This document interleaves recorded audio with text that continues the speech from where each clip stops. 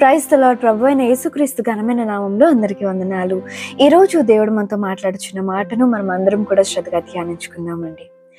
Never be ashamed of being a Christians in this society. ఈ యొక్క సొసైటీలో క్రైస్తవులుగా ఉండటకు ఏ మాత్రము కూడా సిగ్గుపడద్దు.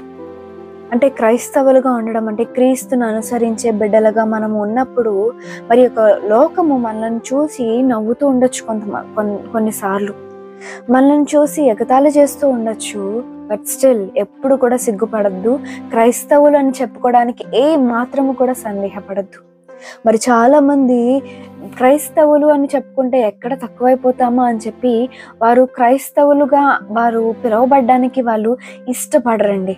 మరి చాలా మంది వారు చేస్తున్న వర్క్ ప్లేసెస్లో ఆర్ ఎల్స్ చదువుకుంటున్న ఆ యొక్క ప్లేసెస్లో వాళ్ళు లేకపోతే చుట్టుపక్కల ఉన్న వారి దగ్గర వాళ్ళు మేము క్రైస్తవులము అని చెప్పుకోవడానికి వాళ్ళు చాలా సంకోచిస్తూ ఉంటారు. అమ్మో ఏమనుకుంటారో వీళ్ళు, మనం క్రైస్తవులు అని తెలిస్తే మనల్ని చిన్న చూపు చూస్తారేమో, మనల్ని తక్కువగా చేసి చూస్తారేమో అని చెప్పి అనుకుంటూ ఉంటారు. Never be ashamed of being a Christians in this society. ఎప్పుడు కూడా ఈ యొక్క సొసైటీలో క్రైస్తవులు అని చెప్పుకోవడానికి ఏ మాత్రం కూడా సిగ్గుపడద్దండి. మొన్నటి దినమున నేను కాలేజ్లో స్టూడెంట్స్ని ఒక క్వశ్చన్ అడిగాను. స్వాట్ అనాలిసిస్, స్ట్రెంగ్త్స్, వీక్నెస్, మీకున్న ఆపర్చునిటీస్, థ్రెట్స్ ఏంటి చెప్పండి అని అడిగాను. అయితే అందరూ స్ట్రెంగ్త్స్ చెప్తున్నారు. అయితే అందులో ఒక అబ్బాయి లేచి జీసస్ ఇస్ మై స్ట్రెంగ్త్ అని చెప్పి అన్నాడు. అంటే అది ఒకవేళ స్కూల్లో లేకపోతే చిన్నపిల్లలు అయితే చుట్టుపక్కల ఉన్న వాళ్ళందరూ నవ్వరు అని మనం అనుకోవచ్చు. But engineering second year student ఒక అబ్బాయి అందులో లేచి జీసస్ ఇస్ మై స్ట్రెంగ్త్ అని చెప్పినప్పుడు నిజంగా నాకు చాలా ఆశ్చర్యం వేసింది అండ్ అలాగే చాలా ఆనందం కూడా అనిపించింది. ఆ క్లాస్లో చాలా మంది ఉన్నారు. అందరూ ఏమనుకుంటారో, మరి నన్ను చూసి నవ్వుతారేమో, లేకపోతే నన్ను ఎగతాళి చేస్తారేమో అని ఏ మాత్రము సందేహించకుండా జీసస్ ఇస్ మై స్ట్రెంగ్త్ అని చెప్పి అన్నాడు. నిజంగా నాకు చాలా అంటే చాలా సంతోషం అనిపించింది. అంటే ఈ సొసైటీలో చూస్తుంటే క్రైస్తవులు అని చెప్పుకోవడానికి చాలా మంది సిగ్గుపడుతున్నారు, భయపడుతున్నారు. అలాంటిది అందరి ముందు లేచి దేవుడు యేసయ్య నా బలం అని చెప్పడానికి నిజంగా నిజంగా ఆ అబ్బాయి ధైర్యాన్ని మెచ్చుకోవాలనిపించింది. నిజంగా అప్పుడు అప్రిషియేట్ చేశాను కూడా తనని. మరి మన యొక్క లైఫ్లో మనం వర్క్ చేస్తున్న వర్క్ ప్లేసెస్లో, మనం చదువుకుంటున్న ప్లేసెస్లో దేవుని యొక్క బిడ్డలుగా మనం అనిపించుకోవడానికి ఏమాత్రం సిగ్గుపడకూడదండి. మనం మాట్లాడే మాటల్లో మనం దేవుని చూపించాలి, మనము చేస్తున్న చేతుల్లో మనం దేవుని చూపించాలి, మన యొక్క నడతలో మనం దేవుని చూపించాలి. మరి బైబిల్ వాక్యం ఏం సెలవిస్తుందంటే, మరి ఒకవేళ మనలను దేవుని నిమిత్తమై వాళ్ళు హింసిస్తున్నారేమో, మరి ఆ యొక్క హింసను మనం ఎలా తీసుకోవాలి అంటే పేతురు రాసిన మొదటి పత్రిక 4వ అధ్యాయం 16వ వచనం కనుక మనం చూసినట్లయితే, ఎవడైనను క్రైస్తవుడైనందుకు బాధ అనుభవించిన ఎడల అతడు సిగ్గుపడక ఆ పేరును బట్టియే దేవుని మహిమపరచవలెను. అసలు సిగ్గుపడక దేవుని బట్టియే మనం మహిమపరచాలంట. ఎవరైతే క్రైస్తవుడైనందుకు ఈ యొక్క లోకంలో బాధ అనుభవిస్తున్నారో ఏ మాత్రము సిగ్గుపడక దేవుణ్ణి మహిమపరచాలి. ఎస్, మరి మనం దేవుణ్ణి మహిమపరిచేలాగా ఉన్నామా?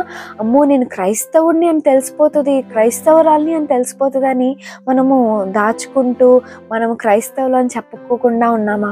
ఒకసారి మనల్ని మనం చెక్ చేసుకుందాం నా ప్రియ సహోదరి సహోదరుడా.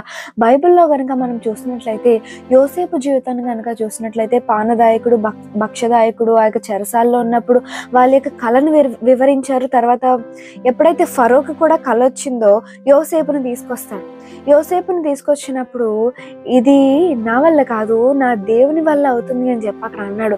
అండ్ అలాగే సేమ్ మన